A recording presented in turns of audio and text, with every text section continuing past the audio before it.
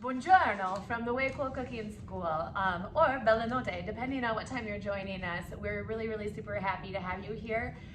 We are going to be showing you guys today how to make pappardelle, which is a delicious traditional Italian pasta that you can make from scratch in your kitchen with just a couple of ingredients that you probably already have lying around. We're going to walk you through how to make this pasta, and then a little bit later on we're going to show you how to make a delicious drunken noodles sausage sauce to go with it. Pappardelle is a great pasta because it's made of really wide, it's a wide noodle. And so it pairs really well with some of our richer sauces like bologneses and cream sauces. And so this is a really fun noodle to make. It's also great because they make really great buttered noodles too. So everybody in your family has a little bit of something that they can enjoy with this. It's hands-on, it's really fun, and we should get started. I've got all my ingredients here to make pasta, and by all I mean I have 2 eggs, some flour, water and olive oil, and some salt. And that's it for this egg pasta that we are making. We're gonna take our 1.5 cups of flour, and to that I'm going to add some salt to season our dough. So I'm just gonna take a pinch full of salt and I'm gonna sprinkle that all over the top of our flour. Then I just grabbed a fork from our silverware drawer. I'm gonna take it, I'm gonna stir that up and make sure that our salt is incorporated with the flour. This is really gonna help season the dough and help it have some flavor built in from within. Now, this method of making dough is called the well method. And so what we're gonna do is we're gonna actually create a well inside of our bowl. So I'm gonna use my fingers here. We're gonna dig down to the bottom. Now, this method can also be made right directly on the counter, but this is a little bit cleaner way to do it. So all you really need is just a nice big bowl to do this in. And then what we're gonna do is we're gonna fill the well with all of our liquid ingredients before we incorporate it in. So I also have here, I have our olive oil, a tablespoon of olive oil and 2 tablespoons of water that I've measured out. So we're gonna add that to the base of our well. And then we're gonna add our egg. Now, not all pasta needs an egg, but this one is great because it makes it really nice and soft and elastic and easy to roll out by hand with a rolling pin, or if you don't have a rolling pin, just grab the nearest wine bottle. All right, we're gonna crack our eggs, get those in there, make sure there's no shells, and then we're gonna dump that into the well too. All right, incorporating the egg mixture into the flour. There is a little bit of finesse to this, but not too much. All you wanna do is make sure that you don't incorporate the flour too fast. And so I like to scramble all the wet ingredients into the center of the bowl, and then I just start working the flour in around the edges. If you're doing this on your countertop, you would just work the flour in with your hand slowly. It's a little bit messier, like I said, but definitely a way to get into it with your dough. All right. Now, the next stage of this is gonna be you're gonna start to see it kind of come together a little bit in the center. And what we're looking for is we're looking for it to kind of work its way so it kind of sticks around the fork before we go in with our hands and start actually kneading and creating that dough. So what I wanna show you here is I've got a nice mass in the center there, where if I pull it up, it sticks to my fork. And what we're gonna do is we're just gonna take our fork out of that mixture, set that off to the side, and then I'm gonna start working with my hands. So to make sure that my hands don't actually stick to the dough, I just kind of toss a little bit of flour on top. I go under the dough and fold it over in half, and I start to press it flat. And what that's doing is it's actually absorbing the flour on the bottom of the bowl as well. And then I'm gonna rotate the bowl 90 degrees, and I'm gonna continue to do that. And because I've got flour on my hands and flour on the dough, my fingers they're getting floury, but they're not getting too sticky. You wanna make sure you have clean, dry hands when you start kneading dough so that you prevent the dough from actually sticking into your fingers instead of sticking to itself. This kneading process is where the dough is actually made. There's a little bit of science behind it, which is really cool. We're actually we are creating gluten strands and building that up into the dough. And as that happens, the dough is gonna become more and more elastic and soft. So we want our dough to be tacky, but not sticky. My general rule is what I call the Post-it rule. If it's stickier than a Post-it, you need more flour. All right, the next stage of dough is the shaggy stage. You can see it's it's shaggy, and that's why it's called the shaggy stage. And at this stage, then you're gonna take your hand and I can start to actually knead it with the heel of my hand. And in the same process, I'm rotating and I'm pressing into the flour that's in the bottom of the bowl. Your dough kind of talks to you.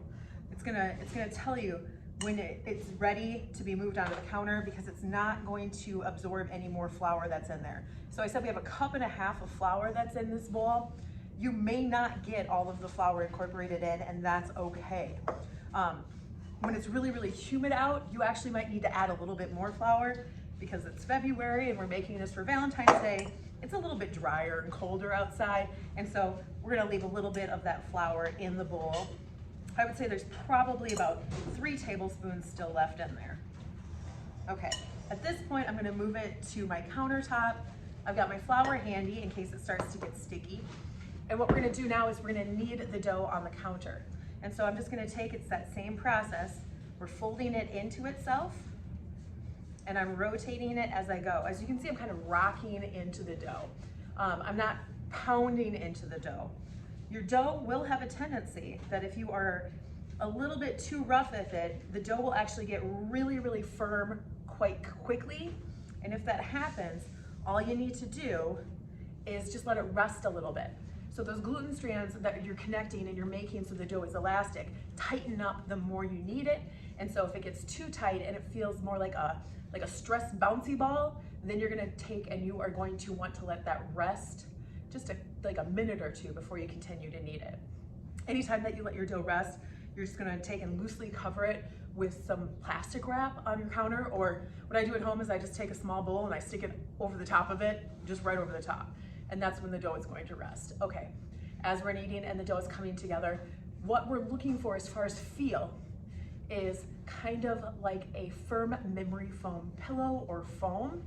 And so I'm gonna kind of work this into a ball here and show you. When you press into the dough, there's an indentation, but you can actually see it rising like memory foam. And so sometimes this takes 3 to 4 minutes, sometimes this takes 5 to 7 minutes. This is something where you guys, when you're working together in the dough, with the dough, you can pass it off and sip a glass of wine or your favorite beverage while you're working this and hanging out in the kitchen. All right, so I've got this kneaded. It's nice and soft, it's smooth, it's elastic. And now what we're gonna do is we're gonna let this dough rest. And it's gonna rest for about at least 10 minutes, but you can let it rest up to a half an hour to really make sure that it is nice and soft, and all of that gluten that you've built up into the dough is gonna be like chill so that we can roll it out with a rolling pin. If I were to go roll it right now, it'd be really, really tough and the dough would actually just tear and snap. And so we really wanna make sure that that dough has a chance to kind of just settle out. Now, while your dough is settling, this is a really, really great time to grab everything that you need for your sauce. So I'm gonna start gathering these ingredients, doing a little prep, cutting some peppers, cutting some onions, and then I can come back to my dough so we can put this whole meal together. Let's make some Pappardelle Pasta.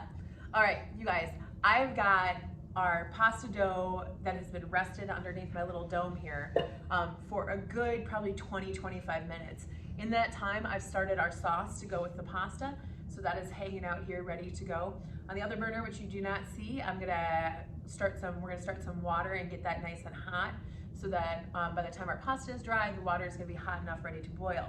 So if you're making this all together as one meal, which I hope you are, we're gonna take, and I'm gonna just say that this is the time before you even roll out your pasta, you wanna grab a nice big pot of water and salt that water. You really wanna make sure that, like, if you've got, for every quart of water, add at least a teaspoon of salt. And that's gonna help flavor your pasta. We added salt into the dough, but it's gonna help flavor your pasta also. And another cool thing is that if you've got extra chicken stock, maybe in your fridge, open the Swanson's box, the box of chicken stock. If you wanna fortify that liquid that you're cooking your pasta in to even give your pasta even richer, deeper flavor, you can actually take and add a little chicken stock or beef stock actually into that mixture too, and that'll help flavor the pasta even more. Okay, a couple tips to get the water going. We're gonna get the water going on another burner here. What we're gonna do now is we're gonna roll out our Pappardelle Pasta. Again, this is a large, wide noodle, and so what I'm gonna do first is our dough is relaxed enough so that even gently pressing on it on the counter here, I'm getting it to go in kind of a disc, and I've got lightly floured counter space. I got my flour shaker ready to go. And then I'm gonna take my hands and I'm gonna, well, it's kind of like those guys you see flipping the pizzas. I'm gonna take and I'm gonna do something called docking. And so what this is I'm gently pressing little divots in the dough from the center to the outside. And as you can see, the dough is getting bigger and bigger. This docking process, you can do it right here on the countertop too, is the process of stretching the dough without tearing the dough and ripping the dough. So we want the dough to get bigger and stretch gently. If you pull on the dough, it'll snap. And so you can gently tug on it a little bit around the edges, but don't go ahead and rip the dough. Okay, this amount of dough with the 1.5 cups of flour, the 2 eggs is easily, I would say, 2 Midwestern sized portions of pasta, probably like 4 starter courses of pasta if you wanted to do a smaller course. I'm gonna grab a rolling pin. Again, if you don't have a rolling pin, grab your wine bottle and you can use your wine bottle to roll it out. And what our goal is I'm gonna start from the center and then I'm gonna rotate and flip it so that it's growing out from the middle of the dough. A lot of times you see people like bulldozing it, and that's great, but what happens is the side closest to your bulldozer, rolling pin, or wine bottle gets really thin, and then it pushes all the dough toward the other edge. So we wanna make sure that this is evenly spreading out. So as I'm flipping, I'm rotating, I'm going through all the angles, making sure that our dough gets as thin as possible. When you're making this kind of ribbon type noodle, this pappardelle noodle, we really want it to be about paper thin. So this takes a little bit of extra love. And we're making this for Valentine's Day date night, and so we're gonna put all the love we can into it. We're gonna keep rolling it out here, and it is gonna easily double in size as we're doing this. If your dough is very sticky, mine is not, but you wanna make sure that as you're rotating it, if it's sticking to your countertop, that you put down a little bit of extra flour so that it does not stick to your countertop. If you are fortunate enough to have a pasta machine at home, this is the time that you break that pasta machine out. And then you just go ahead and you roll that through, starting at the widest setting. You may need to work in 2 pieces. So when you get your dough ready to go, you divide it and then roll it out and then stick that through there and slowly work your way down to the thinnest increment to get your pasta really, really thin. But before pasta machines, there was rolling pins. And so I'm gonna take and we're gonna continue to roll this out and stretch it out. And now that I get it pretty thin, this is where you kind of break in from the center again, pulling the dough and pushing the dough with the rolling pin to the outside edges. All right, I got like cardstock thickness right now, so it's not quite thin enough. If you're working the dough and you notice that mine is even gently kind of, every time you roll it out, those gluten strands stretch like rubber bands and then they want to come together again. If it's not rolling out at all, the dough is not rested enough. So even if you start rolling out and you get it to like a small pizza size and then it just doesn't want to roll, cover that with plastic wrap, cover that with a bigger bowl. Let your dough rest a little bit more before you attempt to roll it out again. And at this point, now our goal is to kind of keep the dough hydrated and not too dry. All right, we're gonna go ahead. I'm getting a sheet here. I would say that this is probably somewhere between an 18 and a 20-inch diameter circle. And now when I roll it, I'm gonna kind of start to work it into a rectangle shape. And the reason why is I want some beautiful long noodles here. Okay, so there we go. That's pretty thin. That's pretty thin. Okay, now, my next favorite toy in the kitchen that I'm gonna talk about is like this little bench scraper here. It's just a metal plate. It's not sharp, but it is sharp enough to cut dough. And I want these noodles to be nice and long, but I don't want them to be this long because that's a Lady and the Tramp pasta eating scenario that I don't wanna get into when I put them into my pasta dish. So what I'm gonna do is I'm gonna cut these noodles to a more appropriate size. So ultimately when we cut the noodles, we're gonna take and we're gonna fold the dough like so, and then we're gonna cut it into the 3/4 inch ribbons. And so what I wanna do to make sure that those are not really that terribly big is I'm gonna take and I'm gonna divide this dough in half right away, okay? And this will also allow me to kind of rework and re-stretch these smaller segments to make them even thinner before I go to cut the noodles. Again, my dough is not sticky. It's nice and floury, so that when I go to fold these and cut them, they're gonna make some beautiful noodles. Okay, I want my noodles to be this long, so I'm gonna fold it this way, so that when I cut the noodles, they're gonna be that long. And by folding it this way, again, if you have one of these, great. If not, no big deal. Grab a knife. And we're gonna take, and I'm gonna clean up the edges first on these pasta. And then I'm gonna take and I'm just gonna slide the knife back. And if you want them all exactly the same size, use your first cut as your guide for the rest of your noodles. If you're gonna just kind of rustically cut them, again, like about 3/4 of an inch thick for your pasta. And we're gonna cut that up, there we go. That's gonna either be a really wide noodle or a little bit thinner. I'm gonna go a little bit thinner on that one. So then what you have is these beautiful long ribbon noodles. And so now what you do is you just take and unfold them. And again, if they're sticky, you're gonna wanna take a little bit of flour and kind of dust them on there. And then what I like to do is I like to take the noodles and kind of put them together, and you're gonna kind of build them into little nests once you get them all kind of unraveled here. Okay, so got this. They do swell up when they hit the boiling water. So again, err on the side of thinner is best, okay? So I've got half my noodles, so that's gonna be for me.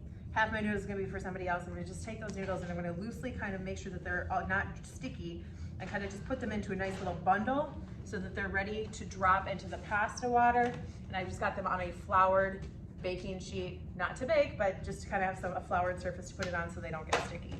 And then we're gonna do the same thing with this one. We're gonna take and we're going to fold the dough. This one I'm gonna show you if you do fold it the other way. So let's clean up this noodle here really quick. And you want some really, really long noodles. You just take, it's the same process. You just kind of fold it into quarters, roll that up, clean up that edge, and then when you cut your noodles, you're gonna get the really, really longer noodles.